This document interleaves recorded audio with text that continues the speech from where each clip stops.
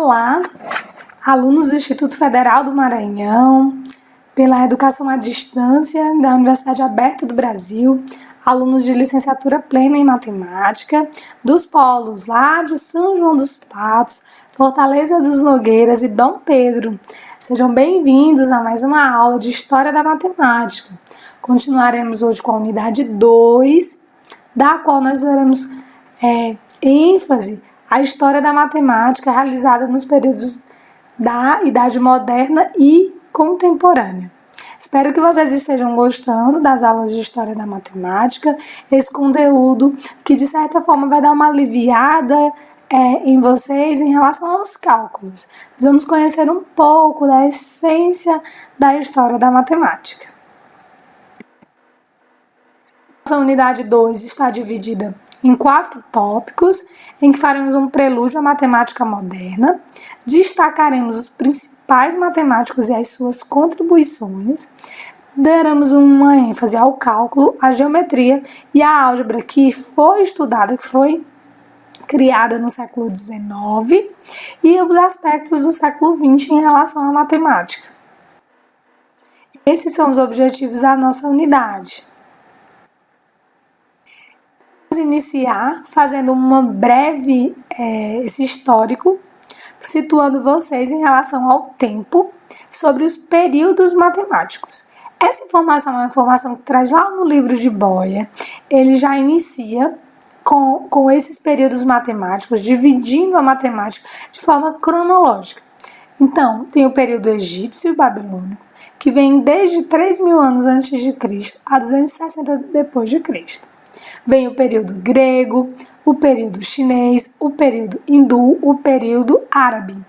Esses períodos, às vezes, eles se confundem entre si, até porque aconteceram em locais diferentes. Então, de fato, aconteceram no mesmo período. Depois vem a Baixa Idade Média, que acontece de 450 a 1120 depois de Cristo. Vem um chamado período de transmissão, o período da matemática moderna, teve a sua primeira metade de 1450 a 1700 depois de Cristo. E também outro período moderno, na segunda metade, que é de 1700 depois de Cristo até os dias atuais. Então, esses são os períodos matemáticos em que os livros fazem essa distinção, essa classificação para se estudar melhor. Aqui está mais detalhado cada um desses períodos. Por exemplo, o período da Baixa Idade Média foi um período estéril para o saber e a cultura da Europa Ocidental, ou seja, não se produziu muito nessa época. Já no período de transmissão, e esse período não é considerado apenas o período matemático, outros tipos de conhecimentos foram desenvolvidos durante esse período. Nesse período houve tradução de trabalhos, a luta pelo sistema de numeração indo-arábico. Neste momento estava acontecendo o século da Peste Negra, foi o primeiro livro de matemática impresso e a primeira edição dos Elementos de Euclides. Então, diversos acontecimentos importantes marcaram esse período de transmissão. No período moderno, na primeira metade, temos diversos assuntos que foram desenvolvidos e aprofundados nessa época. A trigonometria, as primeiras aritméticas, o início do simbolismo algébrico, essa noção de símbolos matemáticos para representar soluções algébricas. A álgebra clássica também foi desenvolvida nessa primeira metade. A geometria analítica, os logaritmos, teoria de números modernos, dentre outras, como probabilidade e o próprio cálculo por Fermat, Leibniz, Newton, foram desenvolvidos nessa primeira metade do que a gente chama de período da matemática moderna. No segundo período, que é na segunda metade, e até os dias de hoje, inúmeros conteúdos.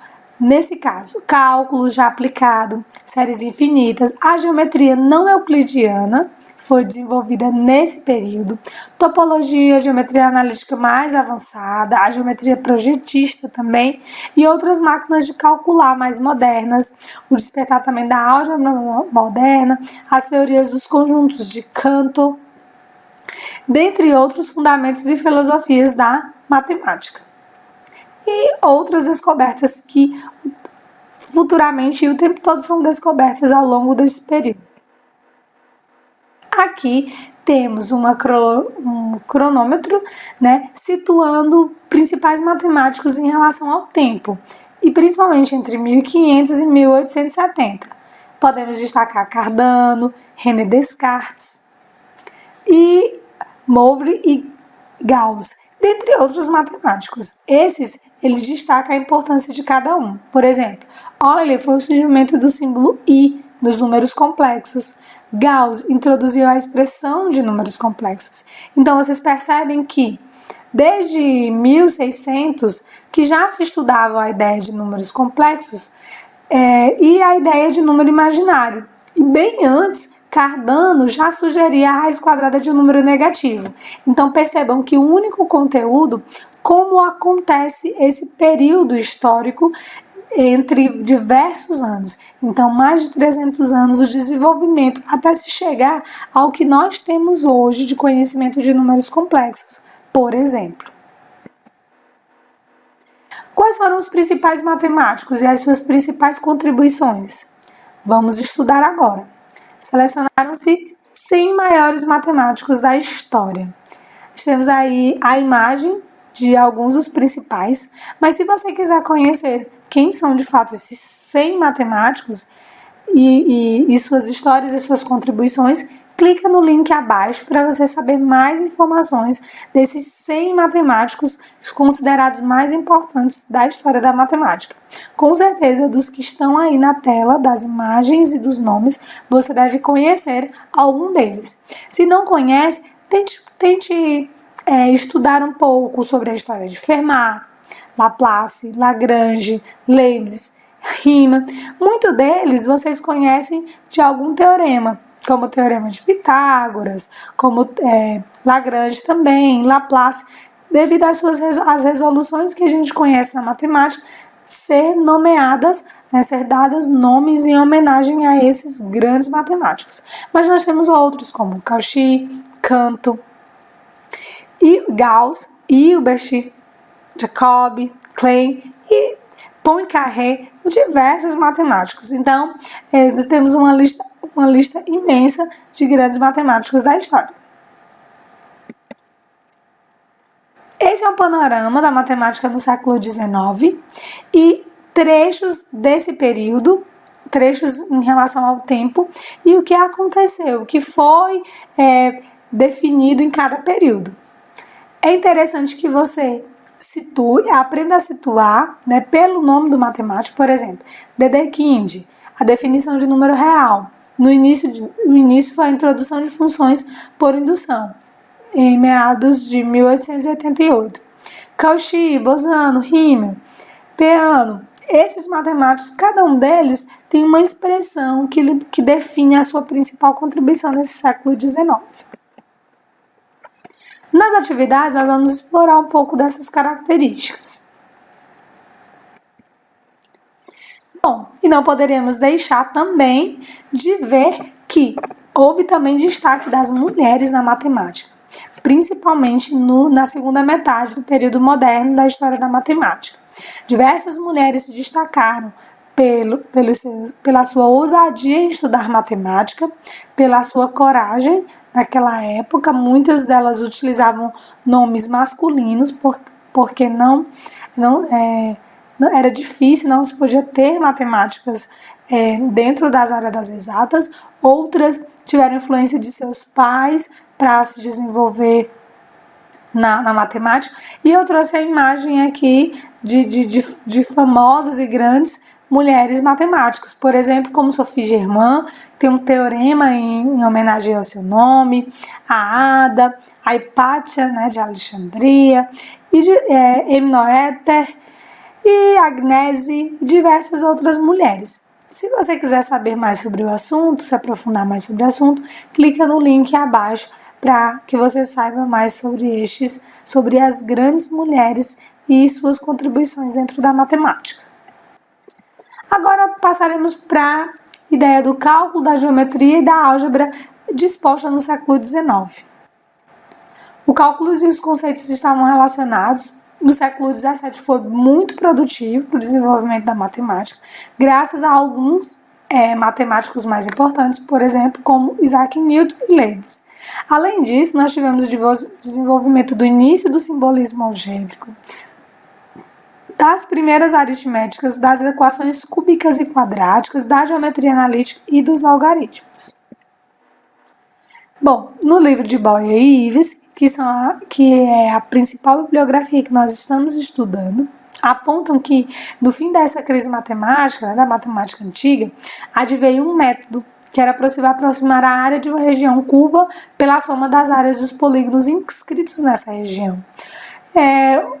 Mais tarde ficou conhecido como que a gente conhece como método da exaustão. E esse método, você deve se aprofundar em relação ao conceito desse método, porque a gente utiliza bastante ele nas resoluções de questões sobre o método da exaustão, porque foi um método muito importante para o cálculo e para a história da matemática nesse período. Então, em que consistia o método da exaustão? É um método para se encontrar a área de uma figura. Você percebe nas imagens aí, fazia a inscrição de figuras numa sequência de polígonos e cuja soma das áreas tinha que convergir para a área da figura desejada.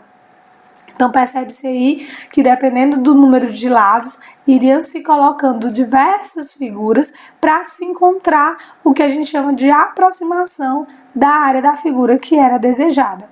Assim, diz que essa área são sistematicamente exauridos pela limitação inferior imposta pelos polígonos cada vez maiores. Ainda podemos citar, além do método da exaustão, outros métodos que foram desenvolvidos nesse período da história, que é o método de redução ao absurdo. Esse método estudamos muito no cálculo de indução. O método dos indivisíveis de Cavalieri, que é a ideia já de geometria para calcular volume, e o método do equilíbrio de Arquimedes. Outras coisas foram desenvolvidas nesse período, principalmente a exploração do cálculo, a probabilidade, sistematizou as unidades de medir, e houve uma libertação da geometria e da álgebra, que antes eram estudadas juntas. Outro panorama aí nós temos, e podemos perceber que na matemática do século XX, em 1900 todo o conhecimento que a gente tinha caberia em apenas 1000 livros. Ou seja, hoje em dia seriam necessários mais de 100 mil livros, por exemplo, para conter toda a matemática que nós conhecemos. Entre geometrias, aritmetização, números primos, deficiências lógicas, axiomáticas e a evolução de alguns conceitos básicos. Hoje nós temos a utilização da topologia e a utilização de computadores, que facilitou bastante a evolução dos cálculos. Bom, temos duas curiosidades matemáticas aí, uma sobre Leibniz, que ele foi o primeiro que utilizou o símbolo de integral, como a gente emprega hoje atualmente, e Gauss, que é considerado o príncipe da matemática. No material complementar, nós temos alguns artigos e alguns textos resumos e um vídeo muito interessante sobre 10 grandes matemáticos. Bom, nós temos muito material também nesse espaço que você deve acessar e conhecer, que é a Sociedade Brasileira de História da Matemática. Nesse site você vai encontrar muitos materiais que podem lhe auxiliar a aprofundar os conhecimentos ainda mais nessa disciplina. Ao término dessa unidade, você responderá um questionário online. É de múltipla escolha na plataforma. Então, estude bastante esses slides, os fascículos, façam as leituras complementares, façam as pesquisas na internet por meio dos links que foram indicados e com certeza você realizará uma boa atividade. A verdadeira sabedoria é aquela que encontramos nas coisas simples da vida. Então, bons estudos, fiquem com Deus e até o nosso próximo encontro de História da Matemática.